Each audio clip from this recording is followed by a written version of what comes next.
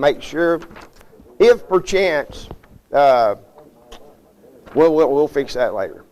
I'll just do our roll right quick here.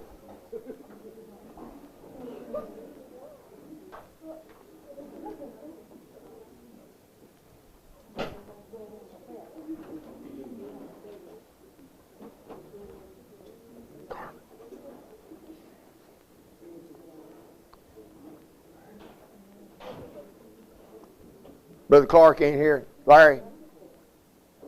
Larry's not. Jim, Johnny, Young, Melissa. Good deal. All right, folks. Sorry I've been gone.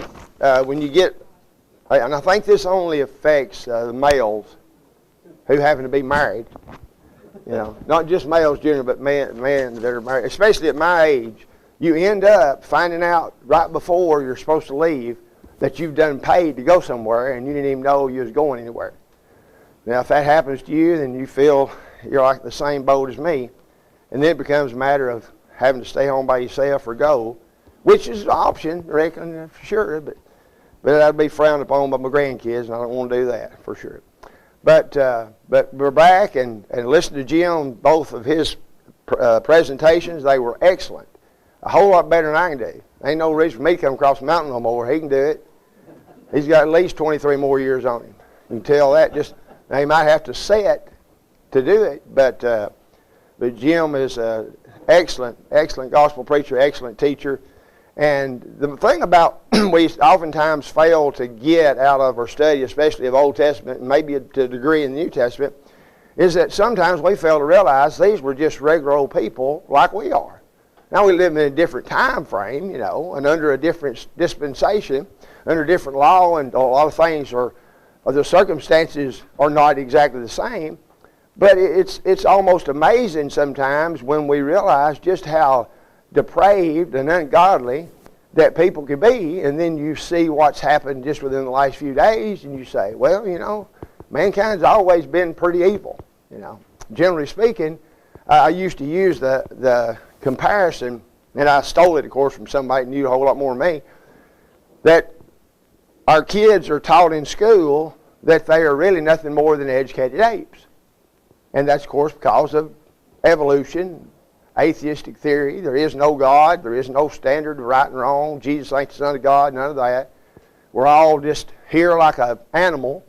And you even remember a few years ago, Phil Donahue, I remember, had a special on talking about the human animal.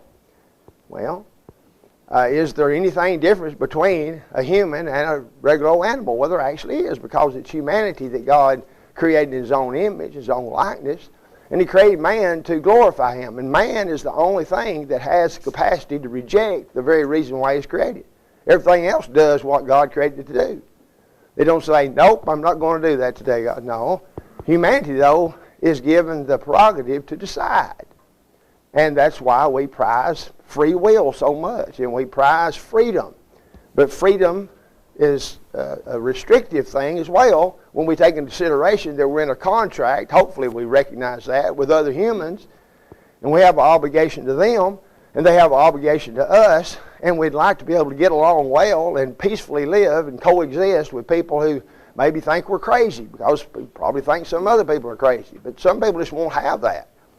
And even when it comes down to direct confrontations within specific families, and we're going to see from that in our study this evening, how that someone could be so enthralled with power and prestige, or maybe having greater access to all the resources that were available, being in a favored position as a king, and not want to have anybody vying for that position, and so you just kill everybody that kin to you. I mean, you can imagine that. And yet, that continues to happen today. Continues to happen today.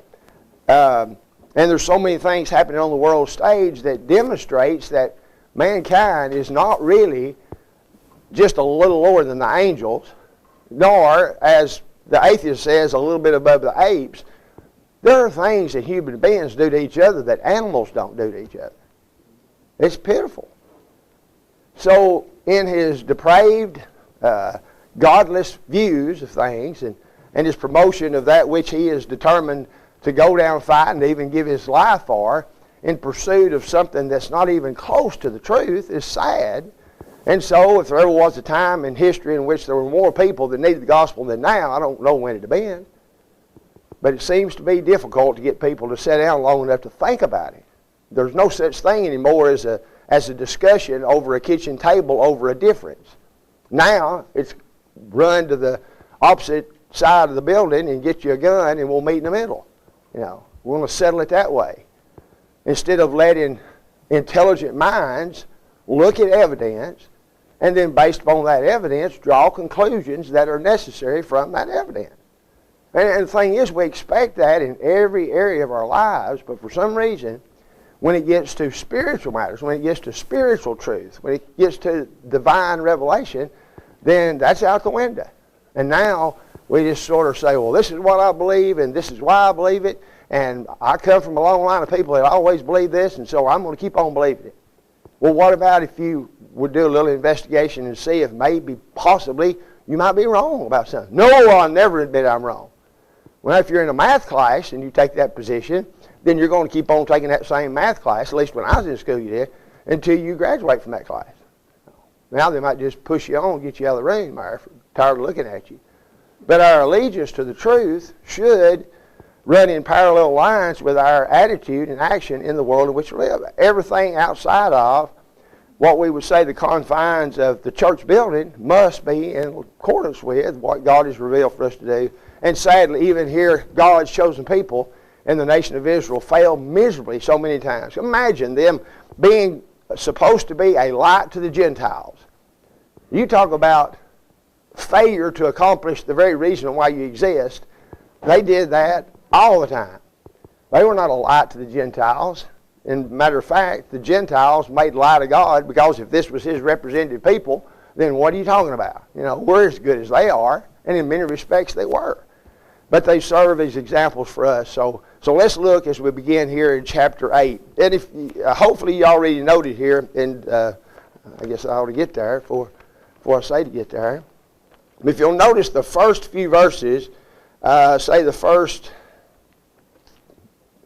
few verses here of 2 Kings chapter 8, you run into a situation in which something doesn't seem to go right because you have mentioned an individual who, from historical perspective and what's already been discussed, he couldn't be doing what he's doing here. And so I'm simply saying that this particular first part of this chapter, chapter 8, 2 Kings chapter 8, is not in chronological order. Okay? Now that shouldn't cause any problem. Why it's like that, I don't know. But what's being spoken of here is what Jim ended our class last week with concerning what is said about a famine.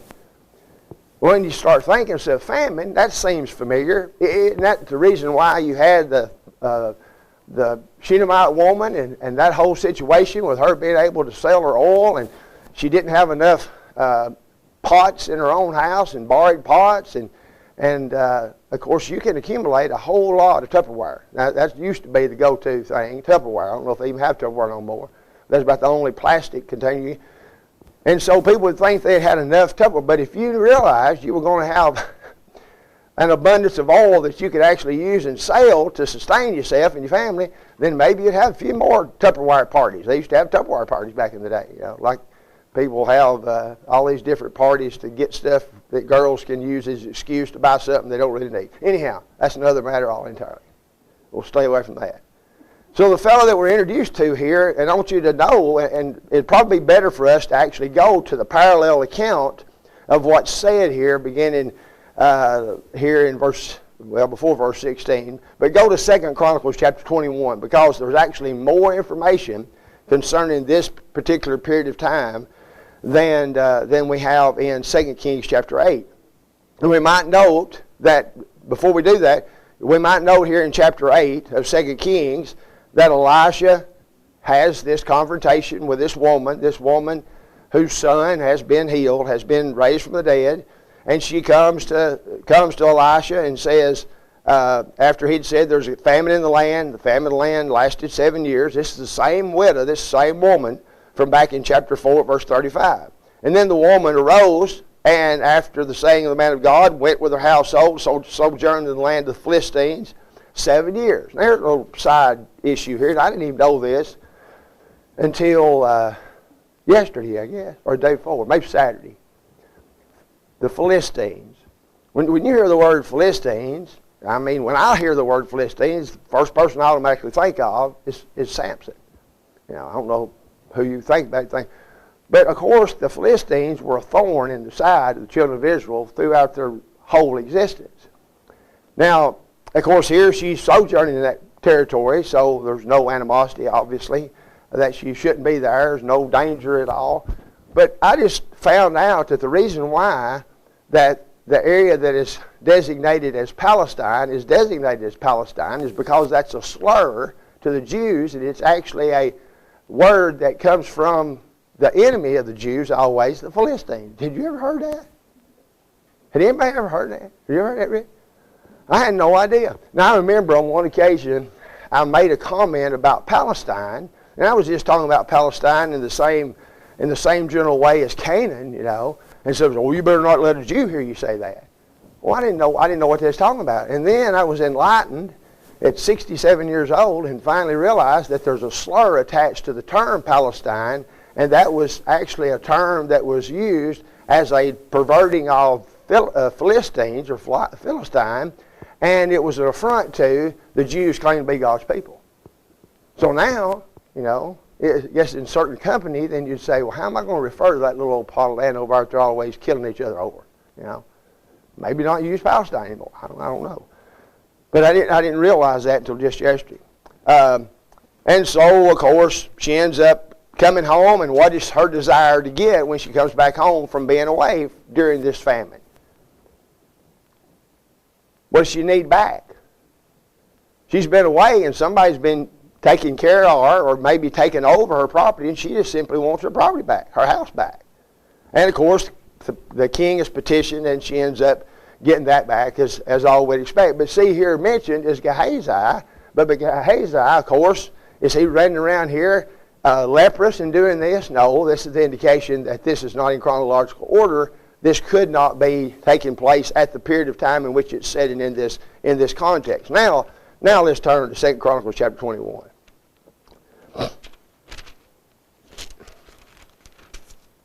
Now we know from what Jim had already said, and that was wonderful, him showing that you got brothers-in-law who have the same name, you've got uncles and nephews having the same name, and why is that? To confuse you. That's the best way to, you know, say, well, which one is it? You know, you even got, sometimes you got kings that will call themselves by the same name of another king and put a 2 after it, you know. So I'm Jeroboam 2, you know, just like you really wanted to be the second of that kind of guy, you know. So, but anyhow, so that does have the tendency to confuse us. And so we find here in chapter 21, that their father, and the father here mentioned in verse 3, of course, is Jehoshaphat. He dies, he's buried, and of course his son Jehoram. Now that's not the other Jehoram. This is the Jehoram who has made a terrible mistake, and we'll see more about that terrible mistake that has not only physical but eternal consequences as well. But the thing about Jehoram is he's not an only child. Look at all the brothers he's got. He's got Azariah, he's got Jehiel, he's got Zechariah, Azariah, Michael, Shephatiah. All these were the sons of Jehoshaphat, king of Israel. And their father gave them all these things. And when Jehoram was risen to the kingdom, verse 4, the kingdom of his father, he strengthened himself and threw a great big birthday party for all of his kinfolk. No, he killed them. Killed them. Well, that's taking out your competition pretty quickly, I guess. If you don't want anybody vying for the throne, you know, you don't want to always be looking over your shoulder and afraid one of your brothers has got something to get, so just go ahead and kill him and get out of the way. I mean, can you imagine the bloodthirstiness of such thing as that? And the thing is, you could say, well, there's a very strong gene pool. You know, a very strong gene pool that goes back, they ain't no telling who he is connected to that was such a terrible. I used to use the illustration, I cannot help being a serial killer. My 5th grade teacher beat me every day at school. And then when I moved to Dunlap, I had to quit saying that because that teacher was right out there in the audience. Yeah. But that's what people do. They'll give their excuse for why they're doing what they're doing because of some terrible thing that happened to them in the past, which may not be anything more than they were properly disciplined in the past. But they didn't take to it well. They didn't like it. They didn't like being corrected. There was a boy one time came to Bible camp, and you could tell he was mad at the world. And I finally pulled him aside. I said, "What's wrong with you?" He said, "I'm tired of people telling me what to do. All the time telling me what to do." I said, "Well, you're out of school now. Got the summer, get things in order." I said, "What are you planning on doing with your life?" He said, "I'm going to join the Marines." I would have loved to have been there and seen that. Don't want nobody telling you what to do and you join the Marines? You got to be kidding me. But there's people like that. They don't take into account the consequences of their actions for sure. And so he kills his brothers. He's 32 years old when he does that. He reigns 8 years. And notice verse 6. And he walked in the way of the kings of Israel. Now, he's a king of Israel? No. He's a king of Judah. Well, what's he doing walking in the ways of the king of Israel? Why is he following the example of Ahab's dynasty? You think it's got anything to do with who he mistakenly said, "I do" to? I guarantee it did. When you've got a wife who is the daughter of Ahab and Jezebel, I pity. I pity. Now, there's some people that are so naive and ignorant that they'd say, "Well, it'd be better to marry her than not have anybody to be married to." Now, I can take you to dozens of women who, if they had to do it over with, they had to stay single their whole life because they're suffering the consequences of dumb decisions through no fault of their own, trusting some dumbo that he's going to be a respectable human being. And they said, "It'd been better for me to be without a husband and to be an old maid than to put up with that." And it would be. Would be. And it's not like these are not examples that are pretty obvious, you know. You can see this is not going to turn out good at all. There's got too many things going against it. Too many red flags that's going to be popping up if you're going to actually become a part of this family, of all the families to be a part of. And of course it's going to be beneficial to the southern kingdom of Judah if you've got these connections to the northern kingdom of Israel. And thus it was. But notice the howbeit in verse 7. Howbeit the Lord would not destroy the house of David because of the covenant that he made with David, and he promised to give light to him and his sons forever. Now that's simply saying that if it hadn't been for the goodness, the good heart, the penitent attitude, the broken spirit of somebody like David, then this old guy should have been the last one. Deserving of it way past, a long time ago. But yet because of David, then it doesn't end. And then, of course, the next thing that happens that is significant is there's a rebellion in the fact that Edomites revolted, and also the Libanites revolted as well under his hand. And but we're getting past our questions. I want to go back and not mess that up too bad. Now we're going to have to go back to 2 Chronicles chapter 21 as well with a little bit added information here, beginning at verse 10, on what transpires here as the Edomites revolted. And they revolted against Judah's authority. Okay, here again is one of those situations where it just seems to be typical of mankind's inability to get along very well at all without somebody trying to buck the system and think they're in a better position to do a better job, and sometimes they may very well be, but the difficulties that go along with that are oftentimes hard to deal with. And so,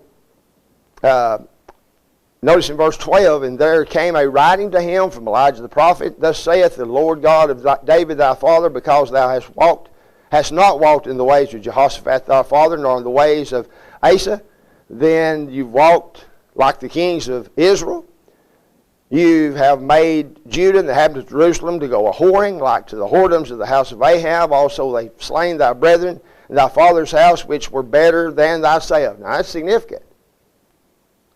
The fellows who he ended up taking out would have been a whole lot better leaders and kings than he was, sadly. It reminds me of the Bramble King incident back in the book of Judges, when if you were going to get the best king possible, at the time you didn't have anything left but worthlessness in the position. And so all the decent leaders, all the good men, had been slain by their brother, and here we have that same type of arrangement that is taking place here. So the Edomites, and I've got this written down somewhere, I know I do, because there's a reference made all the way back in the book of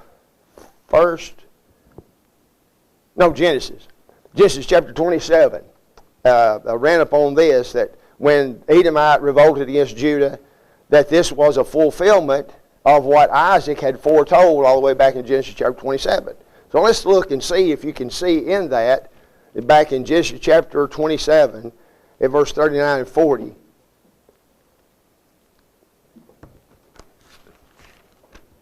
Which would indicate, obviously,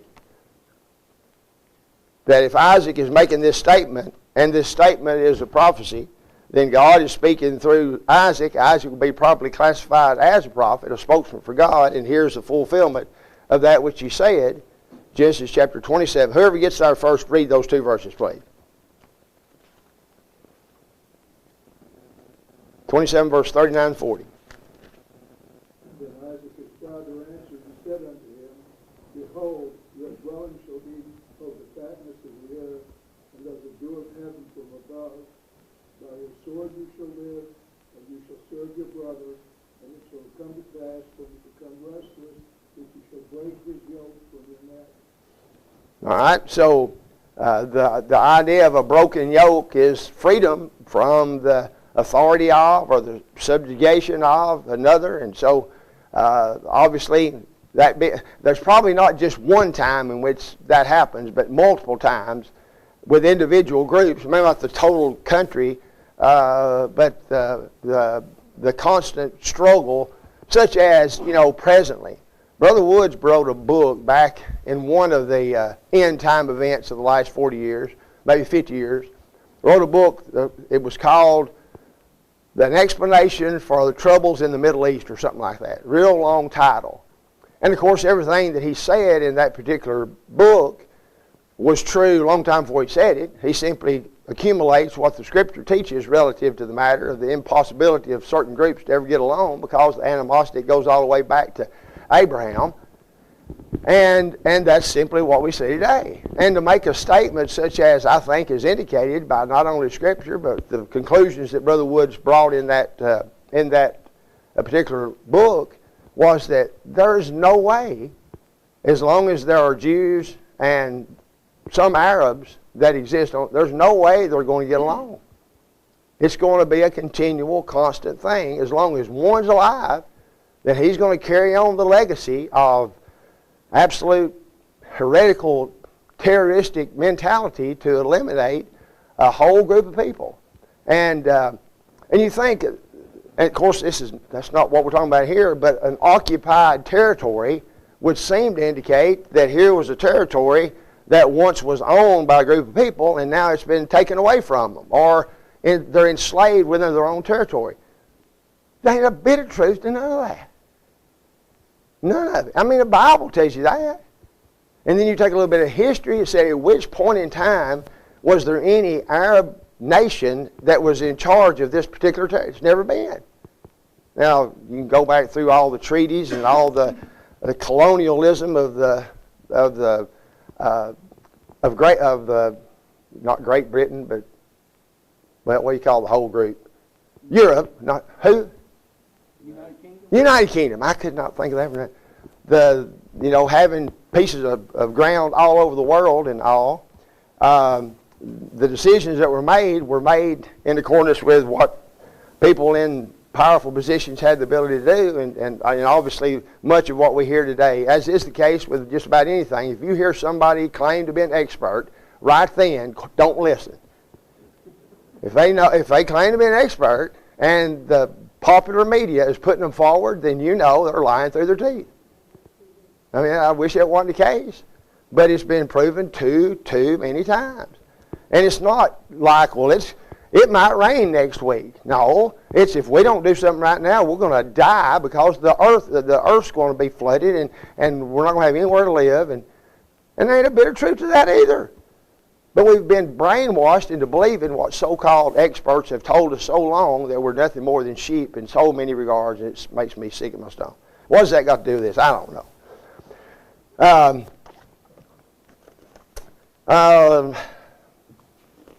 Well, let's look at our questions, if we can. Let's go down. Let's look at, in regards to here, beginning at verse 25. There's a little section there, and it's titled, The Spiritual Evaluation of Ahaziah. Okay? And that comes, of course, from the 8th chapter, who's the next king, and in verses 25 through 27. Now, it's actually 26 and 27 that I have written down here. But here's Ahaziah. He was 22 years old when he began to reign. He reigned for 1 year. His mother's name was Athaliah, and who was the daughter, actually the granddaughter of Omri, the king of Judah. And how did he conduct his little self for this year? He walked in the way of the house of Ahab, a predominant gene for sure, working on these poor fellows. He did evil in the sight of the Lord, as did the house of Ahab, for he was the son-in-law of the house of Ahab. So it tells us our connections here, and I realize when family's involved, it can be difficult. But the truth cannot be compromised just because of physical blood kinship. Just can't be. The blood that matters the most is the blood of Christ that joins us together anyhow. And this was a great encouragement to those first century disciples who were told just flat out, hey, you may be leaving your whole physical family, but let me tell you, you got a whole lot more daddies and mamas in the world now than you did when you just had one. You got a whole lot more brethren than you do. You got more available to you now than you ever would be limited to with your physical family. And then the next question, or next statement that's tied in with some specific passages here, from 2 Kings chapter 8, verse 28, the political situation under Ahaziah as he reigned.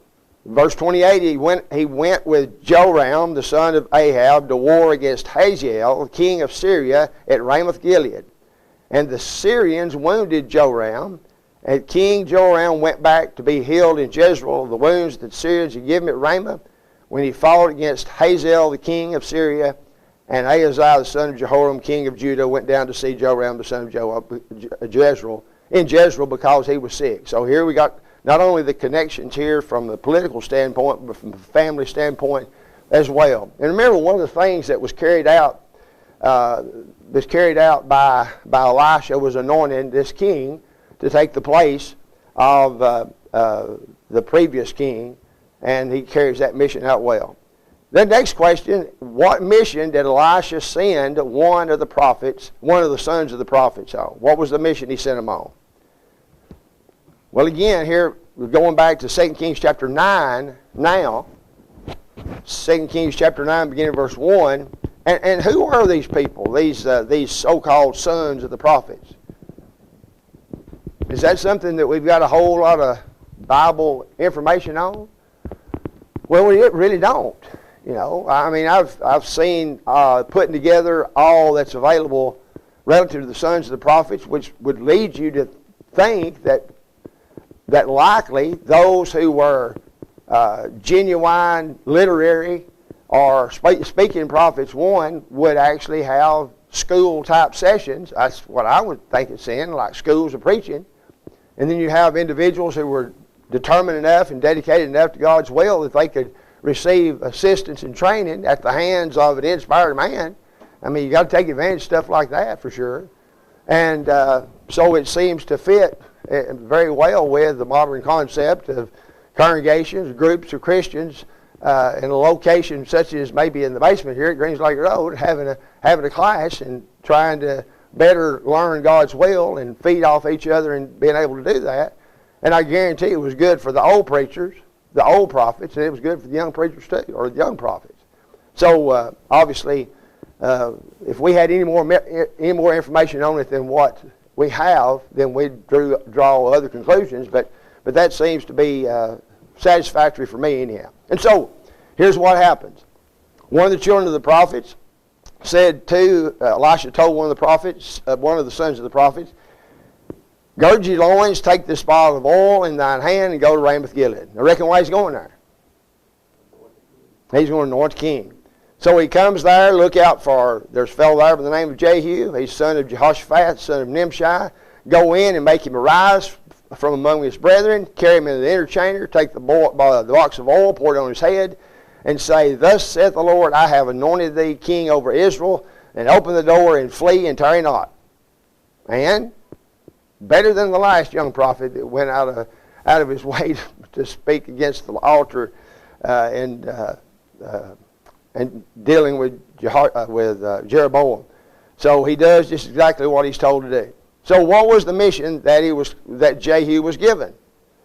Does anybody want to just sort of boil it down, what we find here in this context, beginning about verse 7 through number 10? He's going to be in the business of life elimination, retribution, divine retribution, assassinator, a vengeance taker. I mean, he's going to really be turned loose. And one of the things that's interesting about his character is he could be looked upon in one sense as a sympathetic type character, and in another one he lets his zeal for his work go to his head and think it's all because of him, and that seems to be a problem that oftentimes afflicts other people as well, even in a less bloody type of work as he's engaged in. So he's going to avenge the blood of the prophets. He's going to avenge the blood of the servants of the Lord, and he's going to avenge that by taking care of that wicked woman that Ahab married, Jezebel. And he says not only are they going to pay with their lives, but what about the rest of the lineage of Ahab and Jezebel? Screeching halt. It's going to be cut off. There ain't no reason for those genes to continue on. Now, I can't say that, I can have a pretty good idea as to who doesn't need to have kids, but when God says that, well, that settles it. And we'll all be satisfied with that. And so he's getting rid of everybody, and the dogs are going to eat, in verse 10, the dogs are going to eat Jezebel in Jezreel, and there shall be none to bury her. And he opened the door and he fled. Now, one good thing about being a young prophet, you can do that. You can flee. Now, if you're one of them older guys, if you can't get a fast chariot outside the door, then you might get caught before you can get away.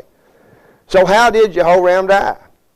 Well, beginning at verse 24 of this same 9th chapter, Jehu drew a bow with his full strength, smote Jehoram between his arms, and the arrow went out at his heart, and he sunk down in his chariot. Whew, pretty good shot. And then Jehu said to his captain, "Take up, cast him in the portion of the field of Naboth the Jezreelite, for remember how that, when I and thou rode together after Ahab his father, the Lord laid this burden upon me." So what's the deal about the field of Naboth the Jezreelite? This is payback. I mean, this is justice coming home to roost. I mean, you made your bed, and here's part of it coming back. You're going to have to lay in it. And then in verse 26, "Surely I have seen yesterday the blood of Naboth, the blood of his son, saith the Lord, and I will requite thee in this plat, saith the Lord. Now therefore take and cast him into the plat of the ground, according to the word of the Lord."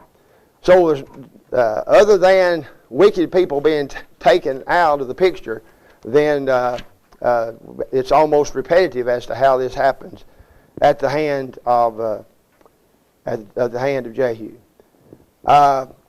Well, this question, based upon the attitude of Ahaziah when he finds out that Jehoram's been killed, beginning at verse 25 of chapter 9, Jehu said to Bidkar, his captain, "Take up, cast him in the portion of the field." No, that's what I just got through reading. I'm sorry, down in verse number 2. How did he die? It came to pass when Jehu was executing judgment on the house of Ahab, that he found the princes of Judah and the sons of the brethren of Ahaziah that ministered to Ahaziah. He slew them. And he looked for Ahaziah, and he caught him. He'd been hiding in Samaria. And he brought him Jehu, and when they had slain him, they buried him, because they said he's son of Jehoshaphat, who sought the Lord with all his heart. But he followed not his father's example, he followed his dad-in-law's example, and thus ended up in this terrible position. And then in verse 10, but Athaliah, the mother of Ahaziah, saw that her son was dead. She arose, and what did she do? She throwed all the seed out in the ground. That's not the type of seed it's referring to, is it? It's offspring. Man, these are a bunch of bloodthirsty people.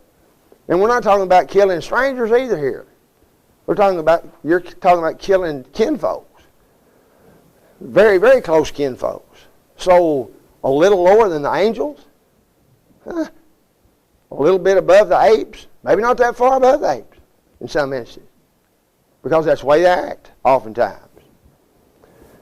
And so then there's a pretty big section from chapter 9, 30 through 10, 36, relative to the reign of Jehu. And the prophecy, of course, is included in that the fulfillment of the prophecy that Elisha made. And how did Jezebel die?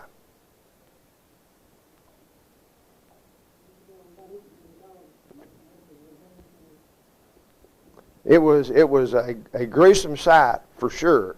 Well, how did she get down so far that she was being eaten by dogs? Yeah, that would do it, you know. And that's one of the horrors that I used to have dreams about all the time, is being on a hill or up in a tree or somewhere that it was far enough I knew there was no way to land without doing terrible bodily harm. And about the time that I was fixing to fall or lose my grip or been hanging on there for 14 hours and I can't do it anymore, then I'd always wake up before I ever hit the bottom. I was thankful for that, you know, because I thought that was for sure. If I hit the bottom, I was goner, you know. So heights is, and the significance of the heights are thrown out the window. It's in detail here. We find that when Jehu, verse 30, when Jehu came to Jezreel, Jezebel heard of it, and she painted her face, tied her head, and looked out a window. Now, the wicked witch of the west or east, or whichever one that is that melts in the wisdom, I've always pictured Jezebel looking something like that, you know, without the hat, of course. I mean, a homely, poor old, could you just imagine having to live with something like that? But yet, that's one of the contributing factors to the terrible life of Ahab is this woman. And as she's painted her face, doing all this, Jehu comes in the gate, and he said, had Zimri peace, who slew his master? And he lifted his face, looked to the window, who's by the side, who? And there looked out 2 or 3 eunuchs. What did he tell the eunuchs to do? Throw her down. You're going to do a great service. This may be one of the greatest services you've ever done in carrying out divine retribution and getting rid of this sorry woman. Capital punishment should have been exacted a long time before this, because she is certainly deserving of it. And not only did they throw her down, but when they threw her down, some of her blood sprinkled on the wall and on the horses, and he trod her underfoot. Pretty bloody affair for sure. And when he came in, he did eat and drink and said, go see now this cursed woman and bury her, for she is the king's daughter. So they are showing respect for the office by allowing her to be buried, instead of what probably some would have liked to have her head on a pole out in front of the building. And so they went to bury her, but they found nothing more than part of her skull, part of her feet, and the palm of her hand. Man, that's a good indication you're not feeding your dogs well enough when they do something to anybody like that.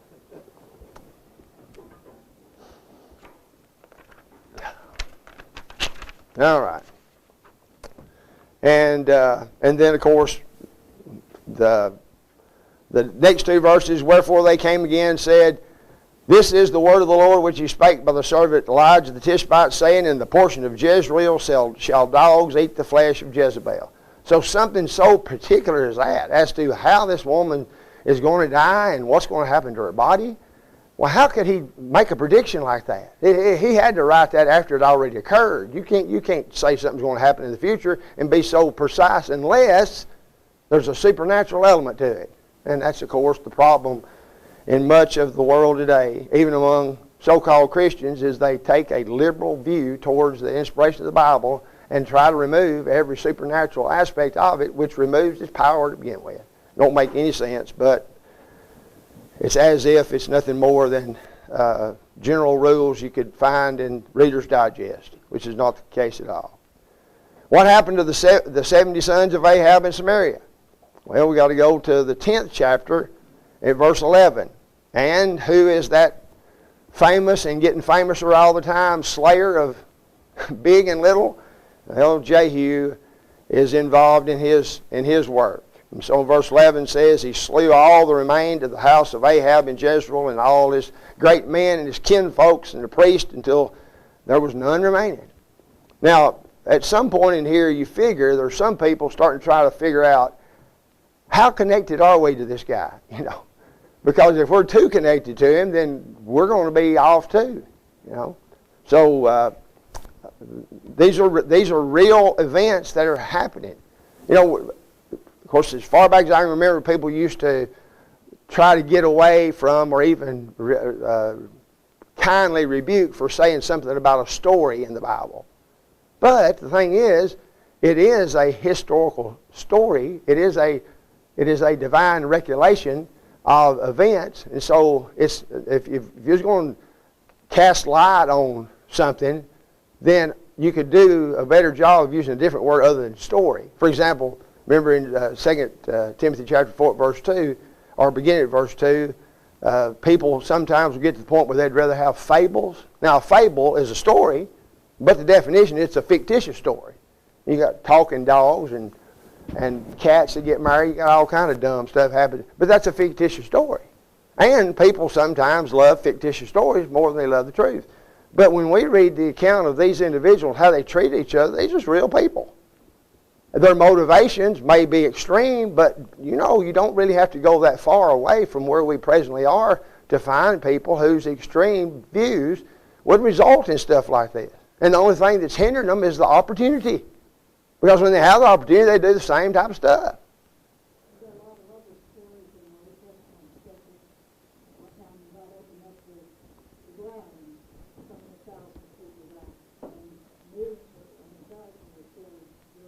Exactly. This is and as difficult as it is, and it is difficult, we have to keep our priorities in order. Because if we do not focus on the end result of our lives personally, then the mess that we're exposed to on a regular basis is overwhelming. I've said forever, I really pity the poor people who face the death of a loved one with no hope.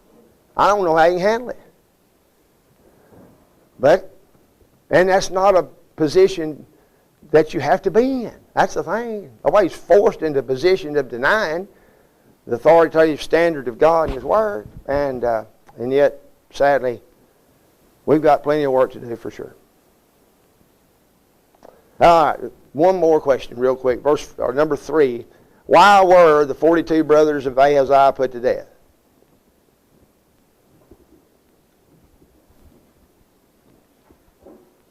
Well, in a general sense, it was carrying out the divine plan, but it was because of those who were being put to death were following the evil example of the northern kingdom and not the example of the few faithful kings in the southern kingdom.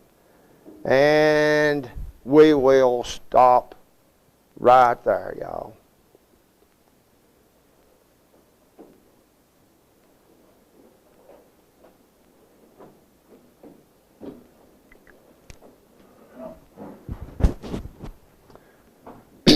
We got 4 more weeks